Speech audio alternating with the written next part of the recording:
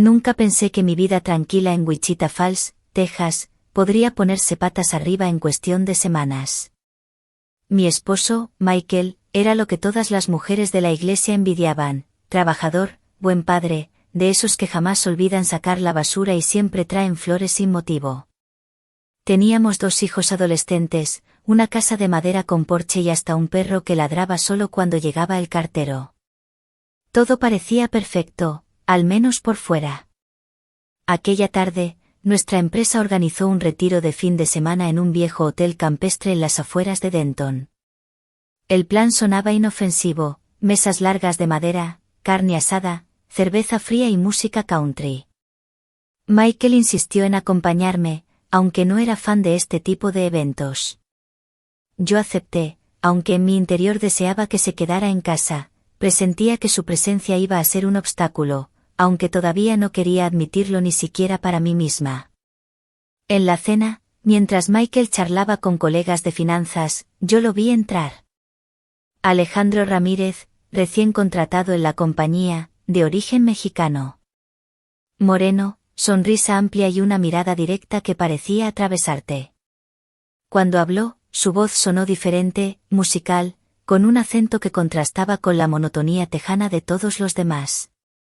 En ese instante pensé, qué injusto, los hombres como él siempre parecen más vivos, más interesantes que nuestros correctos esposos gringos.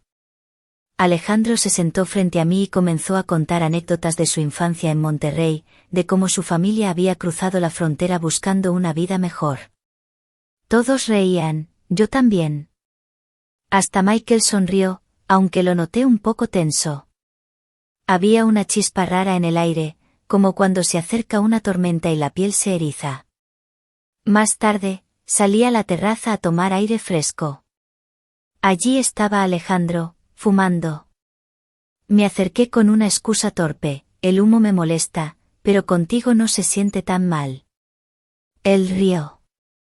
Michael apareció segundos después, y el ambiente cambió de inmediato. Alejandro se enderezó, yo forcé una sonrisa, y mi esposo, con esa calma fría que a veces asusta más que un grito, comentó: bonita noche para fumar, ¿no? Aunque el cáncer no perdona. Yo me reí nerviosa, pero Alejandro pareció incómodo. Sentí que Michael había marcado territorio sin levantar la voz. Aún así, algo en mí ya estaba encendido. Esa primera noche no pasó nada más, salvo miradas prolongadas y una conversación demasiado ligera para ser inocente. Pero cuando regresamos a casa, la semilla ya estaba sembrada. Yo sabía que estaba caminando por un terreno peligroso, y lo peor es que una parte de mí quería hacerlo. Alejandro no era solo un compañero nuevo, representaba lo exótico, lo prohibido, lo que en secreto muchas mujeres susurraban pero jamás confesaban. Y en el fondo, estaba el racismo.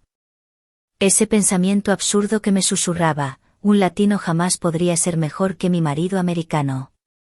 Pero precisamente ese prejuicio hacía que me atrajera más, como si yo misma quisiera demostrar lo contrario. Esa contradicción, ese juego sucio entre lo correcto y lo prohibido, fue lo que encendió la mecha de todo lo que estaba por venir. La semana siguiente al retiro regresamos a la rutina en Wichita Falls. Michael salía temprano al trabajo y los niños tenían prácticas de fútbol después de la escuela. Todo parecía en orden, pero dentro de mí algo había cambiado. Cada vez que pensaba en la sonrisa de Alejandro, sentía un cosquilleo peligroso. Era como un secreto dulce que se colaba en medio de mi vida organizada. Un martes cualquiera, mientras revisaba reportes en la oficina, apareció un correo electrónico en mi bandeja. Gracias por la plática el fin de semana, fue agradable escuchar a alguien que me entiende. Alejandro. No era nada explícito, pero el subtexto era obvio. Contesté sin pensar demasiado: lo mismo digo. Siempre es bueno reír un rato. Y así empezó: mensajes cortos, primero sobre el trabajo, luego sobre música, después bromas internas. Michael lo notó. Una noche, mientras cenábamos, me dijo en tono tranquilo pero firme: estás muy sonriente con tu celular últimamente. ¿Quién te escribe tanto? Nada, cosas de la oficina, mentí, mirando hacia abajo. Él no respondió, solo siguió comiendo. Ese silencio pesado me hizo sentir peor que si me hubiera gritado. El viernes, Alejandro me invitó a tomar un café después del trabajo en un Starbucks de Denton. Dudé, pero acepté. Llegué nerviosa, con la excusa preparada para Michael, reunión tardía.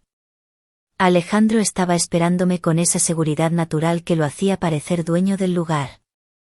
Me habló de su infancia, de cómo en México su familia era pobre, de lo duro que fue abrirse camino en Estados Unidos. Lo escuchaba y pensaba, qué diferente es a Michael, que lo tuvo todo fácil desde siempre. De repente, Alejandro me miró fijamente y dijo: Tú mereces algo más, alguien que te vea de verdad. Me quedé helada. No era solo un coqueteo ligero, era un reto, una declaración. Yo debía haberme levantado y marchado. En lugar de eso, reí nerviosa y contesté: Quizás ya lo tengo. Él se inclinó hacia adelante y susurró: No hablo de tu esposo. Me sonrojé como una adolescente. Salí del café confundida, pero con el corazón latiendo más rápido de lo que debía. Al llegar a casa, Michael me esperaba en el porche. Llegas tarde, dijo simplemente. El tráfico en la autopista, improvisé. Me abrazó sin insistir, y ese gesto de confianza me dolió más que cualquier sospecha. Los días siguientes, la tensión aumentó. Alejandro encontraba cualquier excusa para acercarse, me traía café a la oficina, hacía chistes que solo yo entendía. Y yo, en lugar de frenarlo, le seguía el juego. Había un magnetismo en el que me arrastraba. Una tarde, mientras acomodábamos documentos en la sala de juntas, nuestras manos se rozaron. Parecía una escena cliché de película, pero en ese instante, el tiempo se detuvo.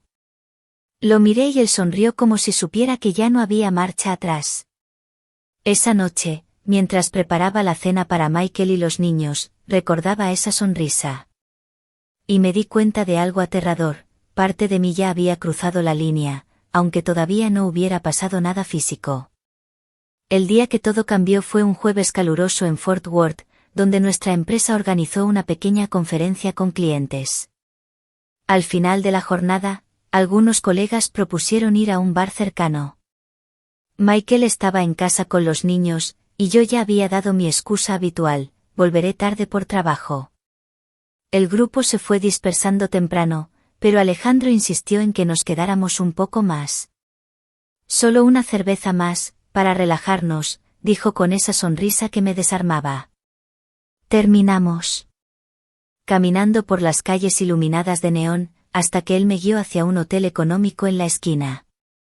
No deberíamos, susurré, con el corazón acelerado. Ya lo hacemos cada día en tu mente, respondió, y me tomó de la mano. En la habitación, todo sucedió rápido y lento al mismo tiempo. No hubo velas, ni romanticismo de película, solo dos personas cruzando una línea peligrosa. Sus besos eran intensos, casi agresivos, como si quisiera demostrarme que podía darme algo que Michael jamás me daría. En algún rincón de mi cabeza resonaba una voz: no lo hagas, estás destruyendo todo lo que tienes. Pero otra voz más fuerte contestaba: ¿por qué no? Mereces sentirte viva. Cuando desperté al lado de Alejandro, la luz de la mañana entraba por la ventana. Me sentí vacía y sucia, como si hubiera perdido algo irrecuperable. Él, en cambio, sonreía satisfecho. Ahora ya eres mía, dijo con tono de triunfo. En ese instante me di cuenta de lo diferente que era a Michael. Mi esposo nunca me había hablado con posesión, siempre con respeto. Alejandro, en cambio, parecía orgulloso de haber ganado un trofeo. Regresé a casa con la excusa preparada, se alargó la reunión, todos nos quedamos tarde. Michael me creyó. Me abrazó y me ofreció un café, sin sospechar nada. Sentí que me hundía más. Los días siguientes fueron una montaña rusa. Alejandro me buscaba a todas horas, mandaba mensajes con descaro, incluso en horario laboral. Yo empezaba a sentir miedo, no solo por ser descubierta, sino porque notaba su carácter controlador. Lo que al principio parecía pasión ahora empezaba a parecer obsesión. Una tarde, mientras revisábamos unos documentos, Alejandro me tomó del brazo con fuerza y dijo: «No quiero que sonrías así con otros. Solo conmigo. ¿Entiendes?». Me quedé helada. ¿En qué me estaba metiendo? Al llegar a casa, Michael estaba en la cocina, enseñando a los niños a preparar hamburguesas. Reían, se manchaban de salsa, la escena perfecta de familia americana. Yo los miraba y sentí un nudo en la garganta. ¿Qué demonios estoy haciendo? Pero ya era tarde. La línea estaba cruzada. Y lo peor de todo es que, aunque sabía que me dirigía hacia un desastre, seguía caminando. Después de aquella noche en Fort Worth, mi vida dejó de ser mía. Alejandro comenzó a invadir cada espacio, cada rincón donde antes reinaba la calma. Al principio pensé que era solo pasión desbordada, pero pronto entendí que era otra cosa: control. Me escribía desde temprano: «¿Ya despertaste? Mándame una foto, quiero verte ahora mismo, no hables tanto con ese tipo de contabilidad, se nota que le coqueteas». Yo trataba de reírme, de tomarlo como bromas, pero el tono era demasiado serio. Un día, mientras estaba en la oficina, llegó con una bolsa de tacos y me la dejó en el escritorio con una flor improvisada. Todos mis compañeros miraron sorprendidos. Yo sonreí incómoda, pero por dentro sentía que algo se salía de control. Michael jamás me había avergonzado en público, Alejandro, en cambio, parecía disfrutar al marcar territorio frente a todos. Lo peor fue un sábado. Michael había salido con los niños al parque, y yo recibí un mensaje: «Estoy afuera de tu casa. Abre la puerta». Sentí un escalofrío. Él no me preguntó si podía venir, simplemente apareció. Lo dejé entrar, temblando de nervios. «Alejandro, no puedes venir aquí». «¿Por qué no? ¿Tienes miedo de que tu esposo perfecto descubra que prefieres a un latino?», respondió con sarcasmo. «Baja la voz, por favor, los vecinos». «¿Los vecinos?», rió amargamente. «Ellos piensan que soy tu jardinero, ¿verdad? Pues que piensen lo que quieran». Me quedé en silencio, humillada. Aquella frase me golpeó fuerte. Yo misma había alimentado esa idea, esa atracción exótica, por lo diferente. Ahora él me lo arrojaba a la cara como un arma. Cuando Michael regresó, Alejandro ya se había ido, pero mi esposo notó mi nerviosismo. «¿Todo bien?», preguntó mientras guardaba las bicicletas de los niños. «Sí, solo me duele un poco la cabeza», mentí otra vez. Por la noche, Michael me abrazó como siempre, con ternura. Yo fingí dormir, mientras por dentro me carcomía la culpa. Los mensajes de Alejandro no paraban. Me exigía que lo viera más seguido, que inventara excusas. Cuando intentaba poner distancia, me lanzaba frases como: «Entonces solo fui tu aventura latina, ¿no?». Jugaba con mis culpas y prejuicios, y yo, enredada en esa contradicción, no sabía cómo escapar. Una tarde, mientras lavaba los platos, Michael se me acercó y dijo con calma: «¿Sabes qué es lo más doloroso de la traición? Que no hace falta verla. Se siente en el aire». Casi dejé caer un vaso al suelo. ¿Sabía algo? ¿Sospechaba? No me miró con odio, sino con tristeza. Y esa tristeza me atravesó como un cuchillo. Yo ya no vivía. Sobrevivía entre dos mundos, el de mi esposo, lleno de calma y amor genuino, y el de Alejandro, lleno de fuego, control y un resentimiento escondido que cada vez salía más a flote. Y en el fondo, yo ya intuía que aquello no iba a terminar bien. El equilibrio frágil terminó rompiéndose un viernes por la noche. Michael había organizado una cena sencilla en casa, costillas al horno, maíz y cerveza fría. Quería celebrar que a los niños les habían dado un reconocimiento en la escuela. Era una de esas escenas que parecen sacadas de un comercial de televisión, familia feliz, risas, olor a carne asada. Pero mi celular vibraba una y otra vez en el bolsillo. Alejandro. Mensajes cortos, insistentes. Respóndeme ya. Sé que estás con él, pero yo te necesito ahora.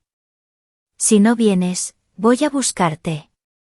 Sentía que el corazón se me iba a salir del pecho. Trataba de sonreír mientras servía la comida, pero mis manos temblaban. Michael me observó fijamente. ¿Quién te escribe tanto? Preguntó con calma, pero con esa calma peligrosa que anuncia tormenta. Nada, solo Katia de la oficina, insiste con unos reportes, balbuceé. Él dejó los cubiertos, respiró hondo y dijo. No soy tonto, Sara. Algo está pasando. Ese, algo, se convirtió en todo. Los niños seguían comiendo, ajenos, y yo tragué saliva, incapaz de sostener la mirada. Minutos después, cuando llevábamos los platos a la cocina, Michael se acercó y me susurró. Si hay otro hombre, quiero escucharlo de ti. No de los rumores. Yo abrí la boca, pero antes de contestar, sonó el timbre de la puerta. Congelé. Era Alejandro. De pie, con una camisa demasiado ajustada, el cabello peinado hacia atrás y esa sonrisa descarada. Buenas noches, ¿me invitas a cenar? Dijo, como si nada. Michael lo miró de arriba abajo, con una frialdad que me heló la sangre. Así que tú eres el famoso compañero de oficina. Yo quise cerrar la puerta, pero Alejandro la empujó con suavidad, como si tuviera derecho a entrar. Sara y yo tenemos cosas pendientes. El silencio fue insoportable. Michael se limitó a sonreír con ironía. Claro que sí. Ahora, entiendo todo. Alejandro se adelantó hacia la sala, pero Michael lo detuvo con un gesto. En mi casa no. Sal de aquí. Por primera vez vi miedo en los ojos de Alejandro. No porque Michael gritara ni levantara la mano, fue por la manera en que lo miraba, con una seguridad que no dejaba lugar a discusión. Alejandro murmuró algo en español, insultos apenas velados, y se fue dando un portazo. Yo me quedé paralizada. Michael no me dijo nada. Recogió los platos, ayudó a los niños a lavarse los dientes y los acostó como si nada hubiera pasado. Después volvió a la sala, se sentó frente a mí y con voz cansada declaró. No necesito pruebas, Sara. Ya sé suficiente. Intenté justificarme, llorar, decir que había sido un error. Pero él me interrumpió. No lo llames error. Fue una elección. Y las elecciones tienen consecuencias. Me dejó sola en el sillón, con el eco de esas palabras golpeando mi conciencia. Por primera vez entendí que Michael no era un hombre débil. Estaba esperando, calculando. Y lo que planeaba, no lo sabía aún, pero presentía que iba a ser devastador. Michael no gritó, no rompió platos, no me echó de casa. Su frialdad era peor que cualquier tormenta. Los días posteriores se comportó como siempre, llevaba a los niños a la escuela, arreglaba el jardín, preparaba el café por las mañanas. Pero había un detalle nuevo, no me dirigía la palabra más allá de lo estrictamente necesario. Yo esperaba un estallido, una pelea, pero lo que recibí fue silencio. Ese silencio que se siente como un castigo calculado. Mientras tanto, Alejandro no dejaba de escribirme. Me reclamaba, me exigía. No puedes dejarme ahora, después de todo lo que pasó. Si tu esposo te descubre, que lo enfrente. Yo no tengo miedo. ¿O es que ya te da vergüenza andar con un mexicano? Su tono cambió. Ya no era el hombre seductor de la primera sonrisa, ahora parecía un chantajista que me tenía agarrada por la culpa. Cada mensaje me hacía odiarlo un poco más, pero también odiarme a mí misma. Un jueves por la noche, Michael me dijo sin rodeos: este fin de semana voy con los niños a Lake Texoma. Pesca, fogata, cosas de hombres. Tú quédate en casa. No era una invitación, era una orden. Yo asentí, sabiendo que estaba siendo apartada de lo que más amaba, mi familia. El sábado en la mañana los vi marcharse con cañas de pescar y sonrisas cómplices. Sentí un vacío horrible. Me quedé sola en la cocina, con el celular vibrando sin parar. Alejandro, otra vez. Finalmente contesté. No puedo más. No vengas. Esto se acabó. La respuesta llegó en segundos. Tarde, estoy afuera. Me asomé por la ventana, su camioneta vieja estaba estacionada frente a la casa. Salió con esa sonrisa confiada, como si fuera el dueño de mi vida. Entró sin pedir permiso, como siempre. ¿Así que ahora me dejas?, dijo, cruzándose de brazos. No quiero seguir con esto, Alejandro. No entiendes el daño que estás haciendo. Yo. Río. ¿Y tu marido, el gringuito perfecto? Ese no te mira como yo. Ese nunca sabrá darte lo que yo te doy. Sus palabras, en otro tiempo veneno dulce, ahora sonaban baratas, vulgares. Intenté echarlo, pero no se movió. En ese momento sonó el teléfono de casa. Contesté, era Michael. ¿Todo bien por allá?, preguntó con su tono pausado. Sí, todo tranquilo, mentí mirando a Alejandro, que se paseaba por mi sala como si fuera suya. Me alegro. Disfruta el silencio. Nos vemos el domingo. Y colgó. Ahí lo entendí, Michael sabía. Sabía que Alejandro estaba conmigo, y aún así se marchó con los niños. No era indiferencia, era cálculo. Me estaba dejando sola con mis decisiones, para que yo misma me ahogara en ellas. Cuando Alejandro se fue, dejándome un beso brusco en la mejilla y la promesa de volver, me derrumbé en el sofá. El silencio de la casa era ensordecedor.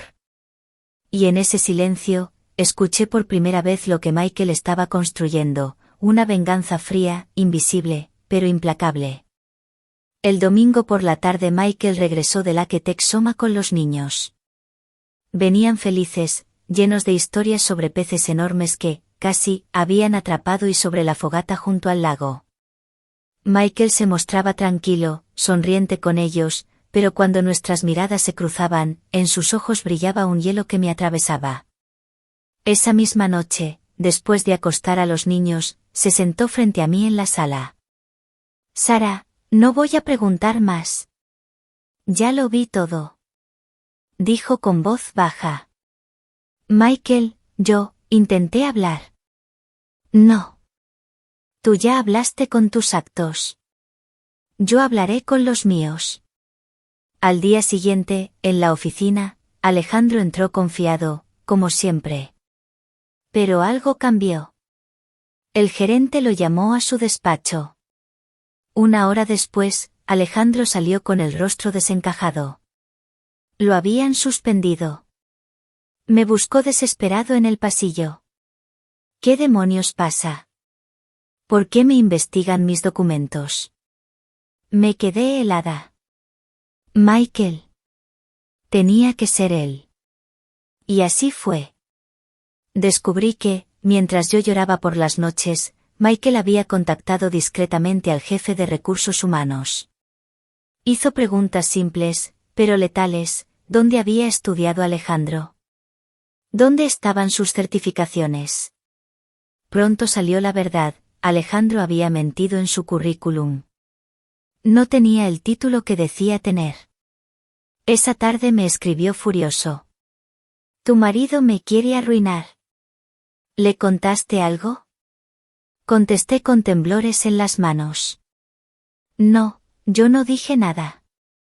Pero en el fondo sabía, Michael no necesitaba mis confesiones, él solo había observado y deducido. En casa, mientras yo trataba de disimular, Michael estaba más sereno que nunca. Preparó la cena, ayudó a los niños con la tarea y luego, mientras lavaba los platos, me lanzó la primera frase directa. El héroe latino ya no parece tan brillante, ¿verdad? No lo dijo con ira. Lo dijo con una ironía suave, casi cruel, que me desarmó. Yo no respondí. No podía. Los rumores en la oficina crecieron rápido. Algunos decían que Alejandro nunca había terminado la universidad en Monterrey. Otros, que había trabajado como obrero en Dallas antes de falsificar papeles. Todo lo que antes lo hacía ver exótico y encantador, ahora lo volvía sospechoso. Las mismas personas que reían con sus historias ahora lo miraban con desprecio. Michael no levantó un dedo contra él físicamente. No necesitaba hacerlo. Su primer golpe fue invisible, pero certero, le arrancó la máscara a Alejandro frente a todos. Yo miraba a mi esposo con miedo y admiración. Él no me gritaba, no me humillaba, pero cada acción suya era una sentencia. Y entendí algo aterrador, Michael no iba a perdonarme fácilmente. Estaba construyendo mi castigo paso a paso, con la misma calma con la que arreglaba el coche o pescaba con los niños. Y lo peor era que una parte de mí lo entendía. Porque yo también empezaba a odiar al hombre con el que había traicionado mi matrimonio. Después de la suspensión en la oficina, Alejandro se volvió una sombra de sí mismo. Ya no entraba con esa sonrisa confiada ni contaba chistes en las reuniones. Ahora caminaba con los hombros encogidos, esquivando miradas. Sus compañeros, que antes lo alababan, murmuraban a sus espaldas, ese tipo inventó todo, ni siquiera estudió donde decía. Yo lo veía y sentía una mezcla de miedo y vergüenza. Ese era el hombre por el que casi destruí mi matrimonio. El apasionado latino que me hizo creer que podía darme lo que Michael no, ahora parecía un farsante atrapado en su propia trampa. Pero Michael no se conformó con eso. Un fin de semana, me dijo con voz serena. Voy a visitar a tu amigo. ¿Vienes? Lo miré horrorizada. ¿Qué planeas? Nada ilegal. Solo poner las cosas en su sitio. Manejamos hasta un barrio pobre en las afueras de Dallas, donde Alejandro rentaba un departamento viejo. Michael tocó la puerta. Alejandro abrió, sorprendido al verme. ¿Qué hace aquí? Me susurró. Michael dio un paso adelante. Solo vine a agradecerte. Gracias a ti, entendí cuánto valor tiene mi familia, y cuánto odio las mentiras. Alejandro trató de mantener la compostura, pero Michael no le dio respiro. Ya saben en la oficina que tus papeles son falsos. Y pronto sabrán más. No intentes acercarte otra vez a mi esposa. La próxima vez no será con palabras. El silencio fue brutal. Alejandro intentó responder con arrogancia. ¿Me amenazas porque soy mexicano? ¿Por qué no soy como tú? Michael sonrió con ironía. No. Te lo digo porque eres un mentiroso. Tu pasaporte no cambia eso. Lo dejó callado, hundido en su propia vergüenza. Nos fuimos sin mirar atrás. A la semana siguiente, llegó la noticia, Alejandro había renunciado. Se fue sin despedirse, dejando su escritorio vacío. Los rumores se multiplicaron, que lo habían denunciado en inmigración, que debía dinero, que incluso su matrimonio con una mujer llamada Lucía se estaba desmoronando. En la oficina nadie lo defendió. El encantador latino, que parecía tan carismático, se convirtió en una broma amarga. Yo, en cambio, quedé atrapada en las miradas, algunos me compadecían, otros sospechaban. Michael nunca me gritó ni me reprochó nada frente a otros. Pero en casa su distancia era una tortura. Dormía en el sofá algunas noches, otras simplemente se quedaba en silencio, sin siquiera tocarme. Sus gestos de cariño eran ahora para los niños, mientras yo quedaba en un rincón invisible. Una noche, mientras preparaba la cena, él me miró con calma y dijo: Sara, ya ves cómo terminan los castillos de arena. Con una ola basta. Esa frase me persiguió en sueños. Porque comprendí, Alejandro estaba acabado, pero yo también había destruido mi propio castillo. Y Michael, pieza por pieza, se encargaba de que lo sintiera en cada respiro. Después de la desaparición de Alejandro, la casa se volvió extrañamente tranquila. No había mensajes, no había sobresaltos en el celular ni visitas inesperadas. Pero ese silencio no era paz, era juicio. Michael hablaba conmigo solo lo indispensable: la cena está lista, voy a llevar a los niños, pásame la sal. Todo lo demás era un muro de hielo. Y yo, en medio de esa distancia, me sentía juzgada sin necesidad de palabras. Una noche de sábado, después de acostar a los chicos, Michael me llamó al porche.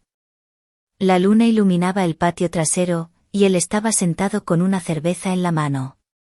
Me señaló la silla frente a él. Sara, empezó, con voz calma, pero firme. He visto a muchos hombres caerse en la vida. Algunos por malas decisiones, otros por cobardía. Alejandro cayó por ambas. Pero tú elegiste saltar detrás de él. Sentí un nudo en la garganta. Michael, yo, no sé qué decir. No digas nada. Ya dijiste todo cuando abriste esa puerta para él. Guardó silencio unos segundos, tomó un trago y continuó. No voy a divorciarme ahora. No porque te lo merezcas, sino porque los niños merecen estabilidad. Pero quiero que entiendas algo: desde hoy, tú trabajas por esta familia. Si quieres recuperar mi respeto, tendrás que ganarlo cada día. Lo miré, sorprendida. ¿Me das otra oportunidad? No. Su respuesta fue un golpe seco. Te doy la cuerda. Tú decides si la usas para salir del pozo, o para ahorcarte. No supe qué responder. Tenía lágrimas en los ojos, pero Michael no se inmutó. Era como si me hablara un juez, no un esposo. Al día siguiente, en la iglesia, las miradas pesaban sobre mí. Las esposas de mis amigas cuchicheaban, y aunque nadie decía nada en voz alta, yo lo sabía: el rumor había corrido. Alejandro no solo había perdido su trabajo, me había arrastrado a mí al descrédito. De regreso a casa, los niños corrían por el patio mientras Michael arreglaba la cerca. Yo los miraba y pensé: todo lo que puse en juego, todo lo que estuve a punto de perder. Y entendí lo más duro: Michael no necesitaba golpearme ni abandonarme. Su verdadera venganza era hacerme vivir cada día bajo el peso de mi culpa, mientras él seguía erguido, fuerte, respetado por todos. Alejandro había desaparecido como un fantasma. Pero su sombra quedaba en mi conciencia, recordándome que fui yo quien lo dejó entrar. Pasaron los meses, y la vida en Wichita Falls se acomodó en una rutina extraña. Desde afuera, cualquiera hubiera pensado que seguíamos siendo la familia perfecta: Michael llevando a los niños a los entrenamientos, yo horneando pasteles para las reuniones de la escuela, domingos en la iglesia. Nadie veía la grieta, pero yo la sentía en cada respiración. Michael no volvió a mencionar el nombre de Alejandro. No hacía falta, su silencio era más duro que cualquier reproche. Sin embargo, poco a poco empecé a notar algo distinto. Él sonreía con los niños, bromeaba con los vecinos, hasta con la cajera del supermercado. Pero conmigo, nunca. Para mí solo había distancia. Un día, mientras recogía ropa del tendedero, una vecina se acercó con curiosidad disfrazada de amabilidad. Sara, ¿es cierto lo de tu compañero de oficina? Dicen que lo deportaron. Sentí la cara arder. Balbuceé una excusa y me metí en casa. Esa noche, en la mesa, Michael comentó con calma. ¿Ya ves? Los rumores vuelan rápido. ¿Vale la pena perder una vida entera por alguien que ni siquiera pudo sostener la suya? Lo miré y entendí, no necesitaba gritarme que había ganado. Su victoria estaba en cada mirada de respeto que recibía de los demás, mientras yo cargaba con la vergüenza. La estocada final llegó en Navidad. Los niños abrieron regalos, reían felices. Michael me entregó una caja envuelta con esmero. Dentro había un simple cuaderno. En la primera página escribió: Aquí anota cada día en que vuelves a ganarte mi confianza. Si logras llenar todas las páginas, tal vez volvamos a empezar. No dijo nada más. Se levantó, sirvió ponche para los niños y siguió como si nada. Yo me quedé con el cuaderno en las manos, con lágrimas silenciosas. Era su forma de recordarme que mi castigo no era un grito ni un divorcio. Mi castigo era vivir todos los días con la carga de demostrarle que todavía valía algo. Alejandro ya no existía. Supimos después que su esposa Lucía lo había dejado y que lo habían visto en Monterrey, trabajando de albañil. Un hombre que entró en mi vida como un huracán y salió como un fantasma. Michael, en cambio, permanecía firme, erguido, más fuerte que nunca. Había ganado sin levantar la voz, sin perder la dignidad. Y yo, aunque seguía a su lado, sabía la verdad más dura: ya nunca volvería a ser la misma mujer para él. Ese fue su veredicto. Y su victoria.